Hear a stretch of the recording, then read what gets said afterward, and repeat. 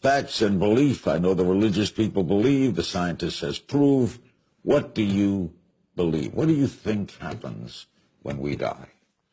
Well, so I can make some unassailable statements about what happens when you die. So you spend your life eating food. Food has a calorie content, and calorie is a source of energy. Calorie is a unit of energy. You bring it in, and then the energy is available for you to maintain your body temperature at nearly 100 degrees. It's 98.6. How do you keep something at 100 degrees when nothing else around you is? You're burning energy to sustain that. Because biologically, we need to be at that temperature to function. Okay? You also need energy to walk and to move. That's why you eat food. The moment you die, what happens? You don't maintain the energy. Your temperature drops. How far does it drop? To room temperature. At a funeral, in the casket, if you touch the hand of the person in the casket, your first thought is, the body's cold. No, it's not. It's room temperature. But it's cold compared to 100 degrees. They're no longer burning this energy. Okay, so now, every one of your molecules has energy within it. If you get cremated, that energy gets released in the form of heat. And you heat the air, and that air radiates to space. You get buried, which is how I want my body to be disposed of. Bury me. Bury me. Because you know why? I don't want the energy content of my body to just get radiated out into space, of no use to anybody.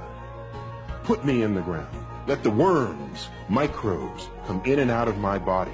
And the energy content of my body that I had assembled over my lifetime, consuming the flora and fauna of this earth, my body then returns to them.